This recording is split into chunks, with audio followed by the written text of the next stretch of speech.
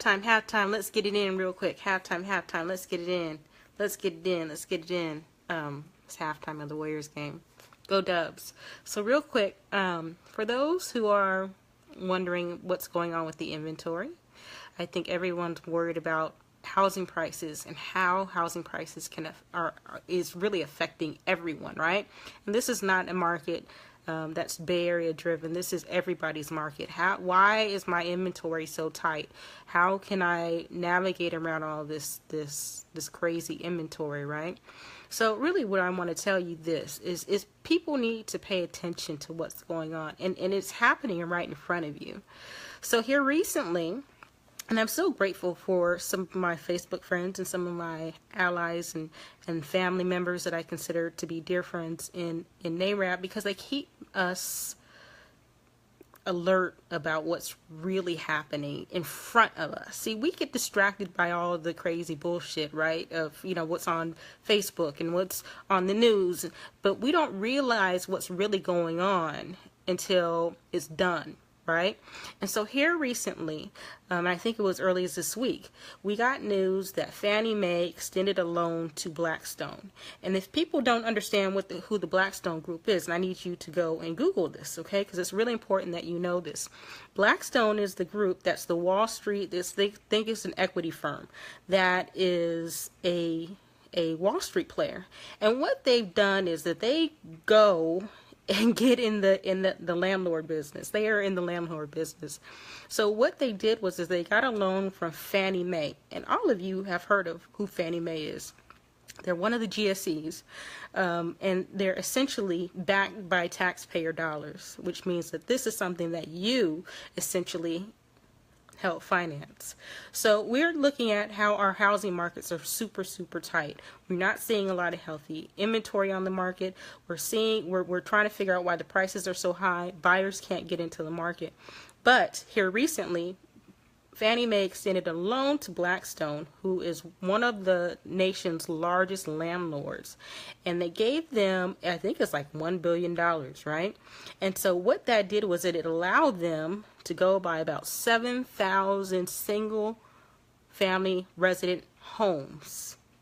Okay, and so what that does is instead of these homes going back onto the regular market as foreclosures for us to sell, what happens is these are 7,000 homes that are taken off the market and put in the hands of private investors. And so, it's great if it may be great if you're a renter, but it may not be great if you're a renter, because this is the thing, is even though it's backed by Fannie Mae, there has been no guarantees that any of those homes that have been bought, those 7,000 homes that have been bought, are going to be price sensitive. And when I say that there's not going to be any type of engagement to make sure that there is some measures to make sure that they stay affordable, so they can essentially, Fannie Mae, this is with taxpayer dollars, go extend this loan for $1 billion, buy 7,000 properties that will be taken off of the open market that could possibly sold to the first-time home buyers, people that want to, maybe buy a second income property. They're taken off the market, and they're forcing the values to go up. Exactly, Sean. And then what happens is people that are first-time home buyers, and who do you think that this affects the most? People of color. And let me tell you, this is basically Fannie Mae getting into bed with Wall Street. This is basically what this is. And so what happens is all of a sudden you have these 7,000 properties that we as agents could have possibly sold to people that have a fighting chance to want to become homeowners. And we all know Fannie Mae is trying to always say that they are all about home ownership. But see, we can't tell. That's an action that tells me that you are not solely for home ownership. And so this is why it's really, really, really, really, really, really, really important that you understand this, because then you as taxpayers can go back and start kicking some of your politicians, your elected officials in the throat and saying, why was this even allowed to happen on your watch? And see, this is why it's really important for me as a real estate practitioner, because that makes me understand why the climate is so unbuyer friendly. And so it helps me set expectations to my clients. But then it helps me go back and have these conversations with even elected officials that are in my market and saying, hey, this is unacceptable behavior. Why was this even allowed to happen and continue to affect people that are working people and taxpayers under your watch? So understand what's going on, folks. So that it's not just, the housing prices are high because people are comfortable in their mortgages.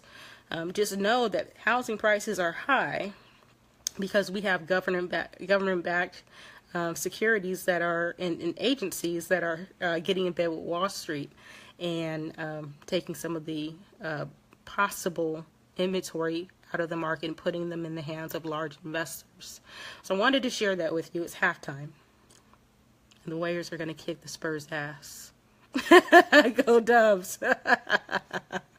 But yeah, you should absolutely know this. So, it's important that we get engaged with our legal representation.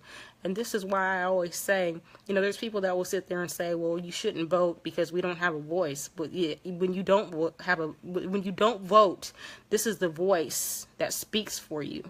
So it's really important that you vote. So it's really important that you're engaged with the people that make decisions for you, because you never know when they make a decision that's going to impact your ability to create generational wealth for you and your family. So wanted to let you guys know that real quick. It's halftime. They're about to start the game. I gotta go. Go Warriors. Peace.